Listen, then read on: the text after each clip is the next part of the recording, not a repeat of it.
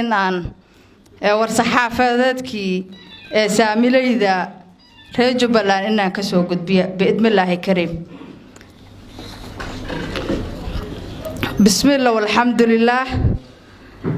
إلهي بقى ما حد إسكالمانت هل كان سوكا يكيني تاريخ ذو أي تهي طبعا بش أبريل 2020 ورصحافات كان أنغو تحراعينو sida loogu baahan yahay Jubbaland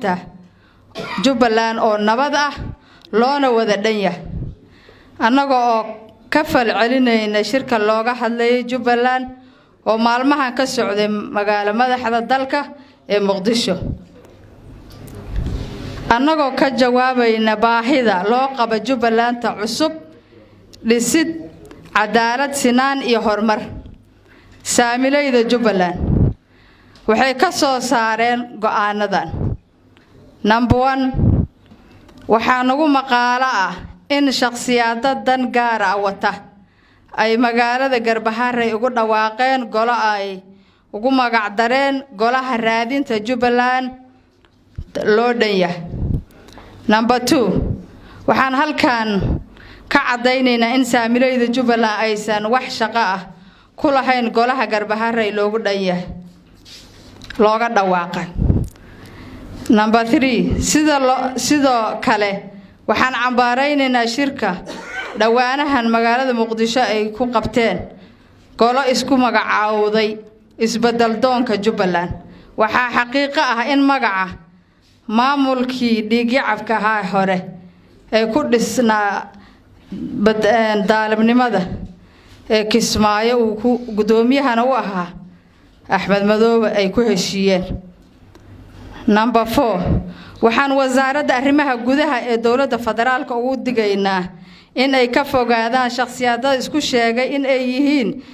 guddi ka shaqeynaya doorashooyinka Jubbaland waxaan halkan ku cadaynaynaa in shakhsiyadadaas aysan matalin Jubbaland cusub ee la doonayo in la dhiso waayo waxay ka mid ahaayeen maamul kaligiis talis ah ee Kismaayo ka dhisna number 5 waxaan raali gelin ka bixinaynaa marin habaabinta iyo kala shaki gelinta ay abuureen shakhsiyadada sheeganaya in ay Jubbaland ka soo jeedaan ayna marin habaabinayaan hawshii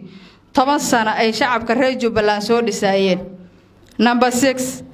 waxaan halkan ku cadaynaynaa shakhsiyadada laga soo sheegay maamulka kala taliska la soo shaqeeyay maamulka kala taliska ee Kismaayo fadhigiisu yahay in aysan ku yeelan doonin xal u helista Jubbaland cusub ilaa laga xaqiijiyo daacadnimadooda number 7 waxaan ka digaynaa in dhismaha Jubbaland cusub aan loo horseedin in la carqaladeeyo ama hog lagu rido ayada oo shakhsiyadaas dan gaar ah ay ka leeyihiin number 8 waxaan ka digaynaa in dhaqanku aysan ku milmin siyaasadda kuna ekaadaan howlaha ay bulshada Jubbaland u egmadeen number 9 waxaan soo dhawaynaynaa cid kasta oo danaynaysa ama sheeganayso nabadda cadaaladda sinaanta Jubbaland cusub ee loo dhan yahay kumana salaysna deegaan doorasho wabillahi tawfiiq Jubbaland shacabka reer Jubbaland waxaan idinka wala dardaarmayaa mar walba waxa aan leenahay in maxay aheeday banaanka la keeno oo annaga aan ku midowno aan ku heshiin dantu wada jir guud bay dayac kaga fogaataa ee karti iyo dadaalba gobonimo daryeesha ah Soomaali horaan bay u tiri danta guud hadaanan waxay ahayd aan ku midoobin kuma midoobayno wax shakhsiyada dan gaar ay ka leeyihiin ay wataan midnimada iyo jiritaanka shacabka reer Jubbaland waa muqaddis wax mugdi la gelin karana ma ahan reer Jubbaland wax anaga aan leenahay waa in banaanka cad la soo dhiga oo ay dadka aqoon-yahanada iyo siyaasiyiinta ay ku heshiiyaan oo lagu midoobaa